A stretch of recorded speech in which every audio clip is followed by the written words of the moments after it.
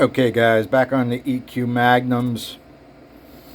Second cut, rough out basically. The intake seat was shrank a little bit. Did a little bit of work inside the port according to airspeeds. The exhaust, notice the exhaust seat's a little thin. I have to widen that a bit, but I don't want to finalize it yet. The exhaust got brought out from the stock seat was only about 1.55 inches in diameter. I brought it out a little bit wider so it hits the exhaust valve a little better. Let's see if I have a picture of that. Okay, that's where we're sitting on the seat now. Definitely better than it was. It was too narrow before. Then I did my radius and I gave it a 2-second polish, which it isn't really even polished. The short side isn't polished at all. The inside of the port got a little bit of more rework around the guide itself with the tiny burr, but it's not finished. It's still a little, you can still see it's got plenty of lumps and bumps on it. But I wanted to see what you can get out of it without being a whacked out perfectionist like, some people are. As far as our liquid, looks pretty good in the bowl. Didn't go all the way to the roof, which would have been nice, but I do have a nice wide swath on the bowl. And we got some decent speckling on the chamber. It's definitely changed on the bore. I see way more speckling than we had. Not necessarily good at this point. But we're still at the 1.92 inch valve, and we're not going to stay that size. So I wanted to do, basically, if you didn't want to change up the valve sizes, what could you get out of them? Took quite a bit of grinding to get them to this point, and the floor is almost completely stock because it's got that vein, and very hard to work around that vein without taking it out. Our intake valve's got pretty good coverage all around it. Okay, down its throat it looks pretty good. The pinch did get a little bit more work, not a lot. And somebody asked me, how much thinner can you make the pinch or something like that. Let me show what my answer was. First of all, it's curved, right? So the Sonic's got trouble with curved metal. And let's take a look at the back. Okay, if you can see that machined circle, that ridge causes problems with the Sonic. And it also causes problems with the Gleason E and I bar.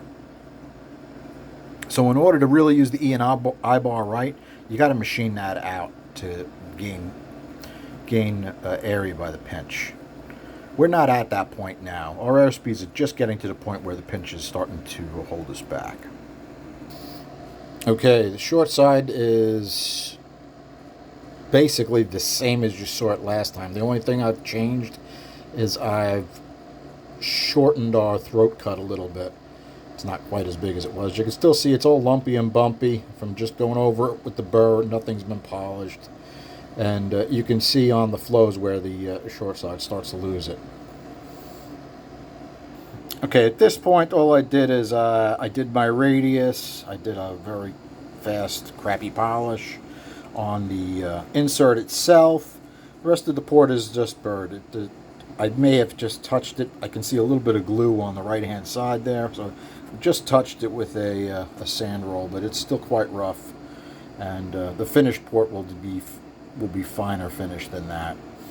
But I wanted to see what like a less of a perfectionist would do on these.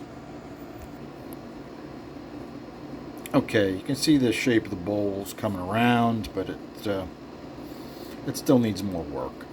The guide required an insane amount of grinding. It was so ridiculously huge. Let's grab the untouched head, and you can see the difference between this one and that one. Wow. Okay, a little tough to see because I got it standing up, but yeah, you can also see by the plug there, I did a light top cut, which took a little tiny bit piece out of the chamber, a little bit by the plug, and took a little bit of the mountain range off. Did the same thing on the exhaust. You can see it took a piece of the chamber out. And it's still all rough. None of that will be cleaned up until it's finalized. Let's take a look at our flows. Okay guys, this is our second cut intake. An exhaust got seat and radius. We're still at a 1.92 valve with a back cut. This is our first cut flows. So how'd we do? We got plus, plus, plus. We got a minus. We got a plus. We got plus, plus, plus. We top out at 250 at 0.525. That's a decent number for the street. We're a little bit lower around 300 than I think we should be.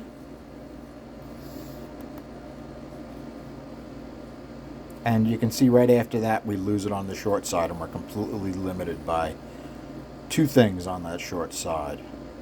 It's still stock height. I have not ground that out to our casting limit, not even close. Remember, I want to keep it thick. I took a good amount of metal out of the bowl. There's plenty of metal to be had in the bowl. They're close to the size of the stock Magnum as far as the bowl, but remember, I also moved that Magnum to a 202. These are still 1.92s. So just putting a giant bowl in it isn't really the answer either. I mean, it does help a certain part of the curve. All right, let's take a look at our airspeeds. This is what we had at the pinch. This is what we've got. Okay? It is more even, right, from top to bottom. It's a little fast in the center, but it still isn't really holding us back at this point. All right, as far as our roof, hasn't changed much. Still very, very similar. And our our short side. That's what we had. That's what we've got. So we got a minus, plus, minus. Not terrible. But you got to remember, these are all taken at 0.6 inch. I should make a note of that. On both of these, 0.6 inch. Okay. All right, let's do the same on our exhaust. Okay, our exhaust is interesting because I left the throat as tight as I could. I wanted to see what we can get out of a tighter throat, and I have a feeling that started to limit us. So, what do we got? This is our first cut. This is our second cut. How'd we do? We got a plus. We got a plus. We got pluses with noise. We didn't have noise over here. Plus, plus, plus. This is interesting. This almost looks like I goofed here. It goes from 155 to 182. That's a huge jump. Right? It's got a big jump here, but not as big as this. This is crazy.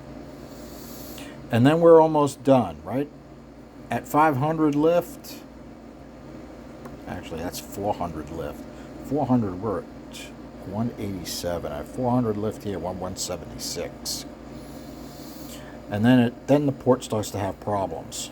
All right, the speed is too great for it to work correctly. Whereas this one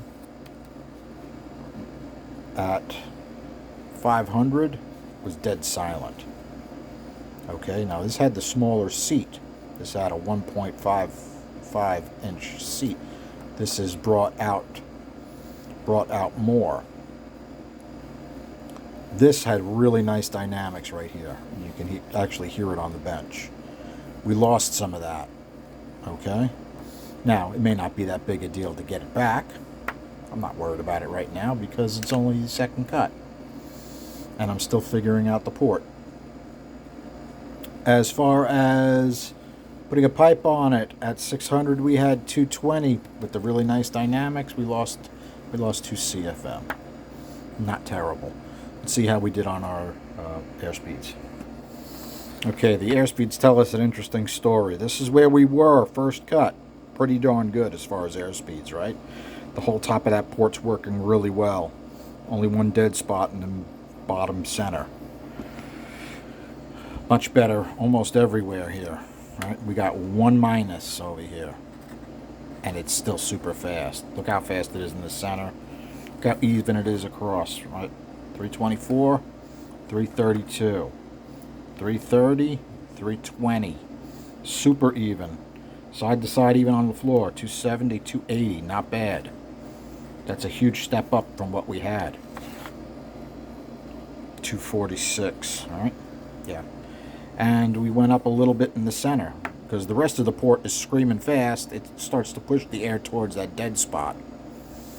At this point, it's telling you a couple things. All right? Once we get the airspeeds that fast, what's going on in the port? We'll leave that for the comment section. I know what I want to do next. And you guys will see it. It's coming up. Okay, what we should talk about too is I don't think this port broke 200 stock, right? So we're beating that now, a little over 300 lift. That's a huge step up in efficiency. Still has the stock valve size, right? In fact, the 45 hasn't been touched. I shrank it, but it's still whatever stock width it was. And I'm willing to bet it's quite narrow because it's going to be like the exhaust. Okay, and our exhaust port, let me remember where we topped out at when it was brand new. Okay, these are our flows from stock. So we topped out at 154, 199.6. Yeah. Okay, at 300 we're beating the stock exhaust port. Okay, just to give you an idea of how much more they can be improved. Remember, this is Charlie doing his best to not be Charlie. And they required a ton of grinding. A ton. There's a lot of extra metal that doesn't really help. I mean, part of me would love to do a little bit of redesign on this chamber and stuff. This could all be filled in here and made so much better. Yeah, you may have too much compression at that point, but your flow dynamics would work so much better. This whole chamber here really is not, it's not great. What they should have done is incorporated some of the LA chamber into this, because the LA chamber has a nice angle coming off the seat, which is an improvement over this. I think they're using this wall as a shearing wall. Still have to discuss with the customer whether he wants me to keep that wall the way it is or machine it out. So what I'll probably do is I'll bring this up to a 202 and see where we are on the flows according to his combo. I still got to get you guys the combo. Wow. FYI, it's 4:30 in the morning. Yeah, sleep is not really an option at this point. It's bad. All right, guys. Thanks for hanging out. Have a good night.